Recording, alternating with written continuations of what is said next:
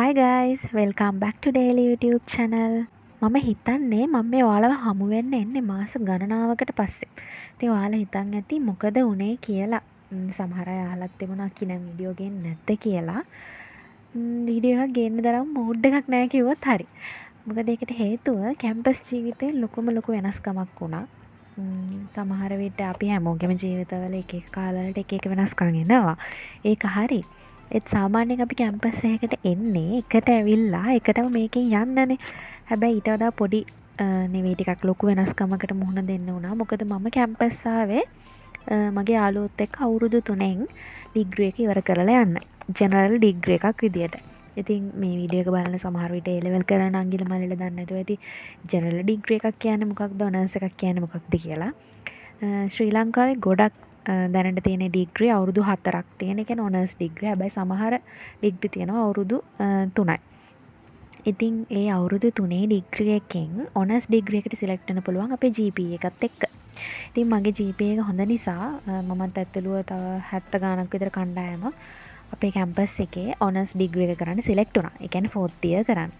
ඉතින් අපේ general batch එක ග්‍රැජුවේට් වෙලා යද්දී අපි ටික දෙනෙකුට විතරක් 4th year කරන්න ආයෙ යුනිවර්සිටි එකේ ඉතුරු වෙන්න උනා. ඉතින් මේ ඉන්නේ අපේ 4th year එකේ ඉන්න හොස්ටල් එකේ. අපේ යුනිවර්සිටි එකේ තියෙන පරණම හොස්ටල් එකක්, ගර්ල්ස් හොස්ටල් එකක්. ඉතින් මෙන්න මේ මගේ අතේ තියෙන දේ මම මේ වීඩියෝ එක ගන්න වෙලාව හිතලම ඇදලා ගත්තේ. මොකද මට පෙන්වන්න ඕන නම් මේ තියෙන අපේ going down ceremony එකේ අපේ ජූනියර් බැච් එකෙන් අපිට දීපු සමරු තිලිනයක් කිව්වොත් හරි.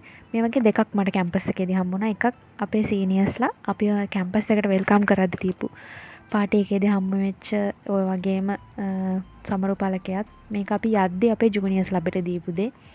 අපිට මතක තියාගන්න කියලා ඉතුරු වෙන්නේ අපේ හදවතේ ඉතුරු වෙන මතකයන් විතරයි.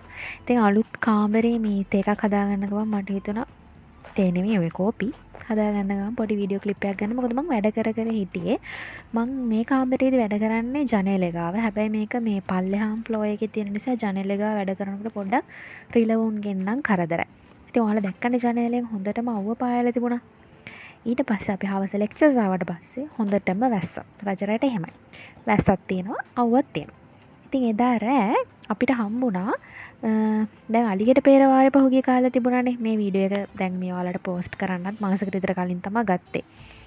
ඉතින් මේ අලිගැට පෙර නුවර අලිගැට පෙර. නුවර අලිගැට පෙර කාපු කෙනෙක් ඉන්නා නම් අනිවාර්යෙන් දන්නේ නැති නුවර පැත්තේ හැදෙන අලිගැට පෙරවල මාරම පිටිගතියක් තියෙනවා.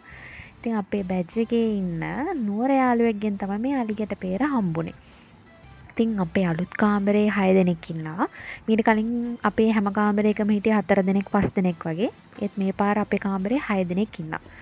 ඉතින් 6 දෙනාගෙන් 4 දෙනෙක් අපේ කලින් සෙට් එකේ හිටිය යාළුවෝ. ඉතින් අපේ සෙට් එකේ යාළුවෝ 10 දෙනෙක් හිටියා. ඉතින් අපි 4 දෙනයි තව එක පිරිළමෙකුයි අපි ඔක්කොම 5 දෙනෙක් විතරයි අපේ සෙට් එකේ ඉතුරුනේ.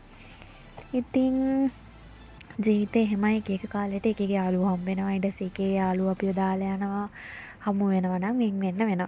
ඉතින් මුල් කාලේ අපිට ඒක ගොඩක් දරා ගන්න බැරි වුණා. මොකද අපි හැමෝම එකට ඉඳලා ඒ එකට ගියපු තැන්වල අපි යාළුවෝ ටික විතරක් ආයේ තනියම යන්න උනා. ඒ යාළුවෝ නැතුව. එයාලා ගෙදර ඉද්දි. ඉතින් ඒක හරීම කැම්පස් එකේ මං හිතන්නේ ගොඩක් අය එන්නේ අවුරුදු 4ම එකට ඉන්නේ. ඒත් අපේ කැම්පස් එකේ නෑ. අවුරුදු 3ක් එකට ඉඳලා ඉතුරු අවුරුද්ද ඉතුරු වෙන අයට තනියම ඉන්නවා. ඉතින් ජීවිතේ එහෙමයි. මෙච්චර කාලයක් මම දැනගෙන හිටියේ නෑ අපේ හොස්ටල් ළවට සේපාලිකා මල් ගහක් තියෙනවා කියලා. ඉතින් ඔයාලා දන්නේ නැතිනේ සේපාලිකා මල් කොච්චර සුවඳයිද කියලා. ඉතින් අපි හවස බුදුන් වඳින්න මල් කඩන්න ගිය වෙලාවේ අපි දැක්ක සේපාලිකා ගහක් තියෙනවා හොස්ටල් ගාව. ඉතින් අපි ගිහලා සේපාලිකා ගහෙන් අපේ පොඩි මල් වට්ටිය පිරෙන්න මල් ගොඩක් කඩාගෙන ආවා. ඉතින් ඒ වෙලාවේ මට හිතුණා අපේ හොස්ටල් කම්ප්ලෙක්ස් එක පහු කරගෙන යනකොට ඔයාලට පොඩි වීඩියෝ එකක් අරන් එන්න. ඉතින් මේ තියෙන්නේ අපේ හොස්ටල් කම්ප්ලෙක්ස් එකට අලුතෙන් එකතු වෙච්ච ගොඩනැගිලි. අලුත් කියවට දැන් ඉතින් මේවා පරණයි. හැබැයි මේ තියෙන අලුත් හොස්ටල්. මේ හොස්ටල් වල ඉන්නේ සමහර කාමර වල 6ක් ඉන්නවා. සමහර හොස්ටල් වල 6ක් ඉන්නවා. සමහර හොස්ටල් වල 5ක් ඉන්නවා. ඒ අලුත් හොස්ටල්. ඉතින් අපිත් first year, second year, third year ඔක්කොගෙම හිටියේ අලුත් හොස්ටල් වල. හැබැයි අපේ හොස්ටල් එකේ තියෙනවා චූටි يعني හොස්ටල් කම්ප්ලෙක්ස් එකටම තියෙනවා චූටි ගෙවල් වගේ හොස්ටල්. ඇත්තටම කිව්වොත් මුලින් අපි කැම්පස් ආපු කාලේ ඒවට යන්න එච්චර කැමති වුණේ අපි හිතුවේ ඒවා පරණයි. ඒ වගේ එච්චර ෆැසිලිටිස් නැහැ. එහෙමනේ ඉතින් ඕන කෙනෙක් හොයන්නේ ෆැසිලිටිස් තියෙන තැන්නේ. හැබැයි ඇත්තටම කිව්වොත් අපිට කැම්පස් එකේ ඉද්දි ගෙදර වගේ ඉන්නවා කියලා දැනෙන්නේ අර වගේ චූටි හොස්ටල් එකකට ගියාට පස්සේ.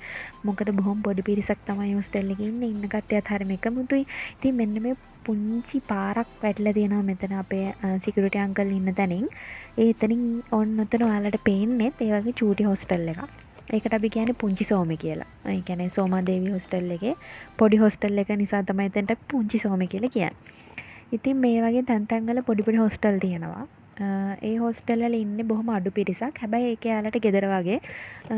දවසක් අපේ සබ්වර්ඩන් මැඩම්, ඒ කියන්නේ අපි හොස්ටල් එකේ බලා ගන්න පාලිකාව කිව්වා ඔයාලා මේ වගේ පොඩි හොස්ටල් එකකට ගියොත් ඔය කවදාවත් ලොකු හොස්ටල් එකකට යන්න නම් කැමති වෙන එකක් නැහැ කියලා. මොකද අපි හිතන් හිටියේ ගොඩක්ම පහසු ඔය වගේ දැන් ඔයාලට වීඩියෝ එකෙන් පේන තට්ටු 4ක් විතර තියෙන අපි කලින් හිටපු අලුත් හොස්ටල් වල ඉන්නේ කියලා. නමුත් ඇත්තටම සුන්දර කැම්පස් එකේ හොස්ටල් කම්ප්ලෙක්ස් එකේ තියෙන පොඩි හොස්ටල් එකක ඉන්න එක. ඒක අපිට තේරුණේ මේ හොස්ටල් එකට ආවට පස්සේ. ඉතින් මේ යන්නේ හොස්ටල් අතරින් අපේ හොස්ටල් එක දැන් අපි ඉන්න හොස්ටල් එකේ තට්ටු 3ක් තියෙනවා. එක ෆ්ලෝර් එක තියෙන්නේ කාමර 5යි. ඉතින් මුළු හොස්ටල් එකටම ඉන්නේ පොඩි පිරිසක්. එතකොට අර වගේ ලොකු හොස්ටල් නෙමෙයි. ඉතින් අර ඈතින් පේන තට්ටු 3 ගොඩනැගිල්ල තමයි දැන් අපි ඉන්නේ. ඒක තමයි අපේ හොස්ටල් එක. ඒ හොස්ටල් එකෙත් අපි ඉන්නේ ග්‍රවුන්ඩ් ෆ්ලෝර් එකේ. මට මේ හොස්ටල් එකට පස්සේ ගොඩක් පාළු දැනුණා අපි කලින් අවසාන අපේ හොස්ටල් රූම් එක. මොකද මගේ වුණත් බලාපොරොත්තුවක් තිබුණ නැහැ අවුරුදු 4ක් කැම්පස් එකේ ඉන්න. මමත් බලාපොරොත්තු තියාගෙන හිටියේ අවුරුදු 3කින් කැම්පස් එකෙන් අයින් වෙලා ජොබ් එකක් කරන්න යනවා කියලා. හැබැයි ඉතින් GPA එක තිබුණු නිසා අනිත් එක කැම්පස් යනවා කියන්නේ කාට හරි ලැබෙන හොඳ අවස්ථාවක් නිසා ඊට මම ඒක නුකුත් විස්තර කරන්න කැමති නැහැ. ඉතින් මට හිතුණා ඉන්න ඕනේ කියලා. ඉතින් ඒ අවසාන අවුරුද්දේ ඉන්න තෝරගත්තට මගේ කලින් යාළුවෝ ටික නැතුව මට හරිම හිතට අවුලක් වෙලා තිබුණා. ඒ ගැන කියන්න මම හිතන්නේ මේක වෙලාව නෙවෙයිනේ. අපි ආ වීඩියෝ එක බලන්නනේ. නමුත් ඉතින් මගේ යාළුවෝ ටික මේ වීඩියෝ එක බලනවා නම් මට කියන්න තියෙන්නේ උඹලා ගියපු දවසේ ඉඳලා වගේම අදත් මට උඹලා නැතුව පාළුයි කියලා. අපි ඉතින් මල් ටික අරන් ඇවිල්ලා තාම හොස්ටල් එක වහලත් නැහැ. අපේ හොස්ටල් වහන්නේ සාමාන්‍යයෙන් 8ට 8:00ට විතර වහන හොස්ටලුත් තියෙනවා.